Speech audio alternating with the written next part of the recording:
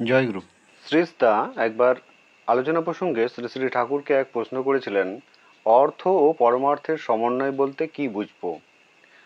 শ্রী শ্রী ঠাকুর বলেছিলেন, আপনি যদি প্রকৃত সেবাপরায়ণ হন, আপনাকে দিয়ে যদি বহু লোক বাস্তবে উপকৃত হয়, তাহলে প্রাকৃতিক নিয়মে আপনার আর্থিক সমস্যার স্বতই সমাধান হবার কথা।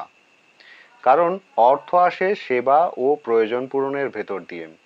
আবার ওই সেবার পিছনে আত্মস্বার্থ ও আত্মপ্রতিষ্ঠার বুদ্ধি না থেকে যদি ইষ্টস্বার্থ ও ইষ্ট প্রতিষ্ঠার বুদ্ধি প্রবল হয়, তবে তার ভিতর দিয়েই আসে পরমার্থ, অর্থাৎ ইহজীবনের সার্থকতা।